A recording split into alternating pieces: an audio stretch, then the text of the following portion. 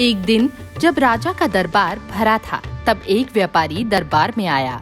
उसके पास लोहे का एक बड़ा संदूक था। महाराज, मैं एक व्यापारी हूँ।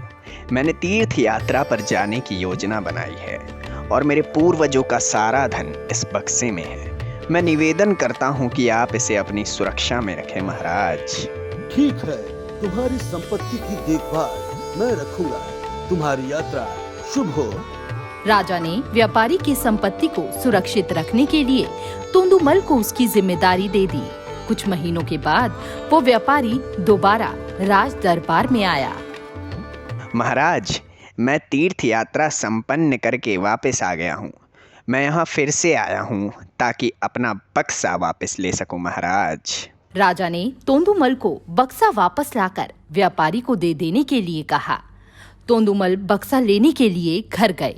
जब घर पहुंचकर उन्होंने लोहे का बक्सा उठाया तो उन्हें आश्चर्य हुआ, क्योंकि बक्से का वजन पहले से बहुत कम हो गया था। अब तोंदुमल समझ गए कि व्यापारी राजा को धोखा देने आया था। फिर वह जल्दी से राजा के दरबार में गया।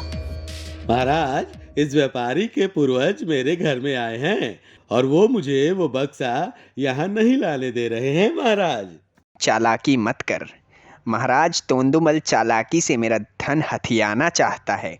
तोंदुमल, हम सब अभी तुम्हारे घर आएंगे। अगर तुम झूठे साबित हुए तो तुम्हें कड़ी से कड़ी सजा मिलेगी। जी महाराज। राजा और पूरा दरबार, साथ ही व्यापारी सारे तोंदुमल के घर गए। राजा ने तोंदुमल को बक्सा खोलने के लिए कहा। जब तोंदुमल ने बक्सा खोला तो देखा उसमें कोई खजाना नहीं था, बल्कि शक्कर थी। धोखेबाज, क्या यह तुम्हारे पूर्वजों का धन है? मुझे धोखा देने के लिए इसे बंदी बनाया जाए। मुझे माफ कर दीजिए महाराज। आपके दरबार के इन दोनों मंत्रियों ने मुझे यह खेल खेलने के लिए कहा था कि तोंदुमल को सजा मिले।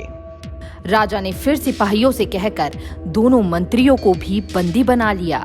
तोंदुमल, तुम्हें कैसे पता चला कि इस बक्से में केवल शक्कर ही है? महाराज, इस बक्से के आसपास केवल चींटियां ही घूमती रहती थी और साथ ही जैसे चींटियों ने शक्कर खाने शुरू की तो बक्से का वजन कम हो गया। इसे साबित करने के लिए ही मैंने चींटियों को उसका पूर्वज कहा। राजा तोंदुमल की बुद्धि से बहुत आश्चर्यचकित हुए और तोंदुमल को पुरस्कार स्वरूप एक मोतियों की माला दी।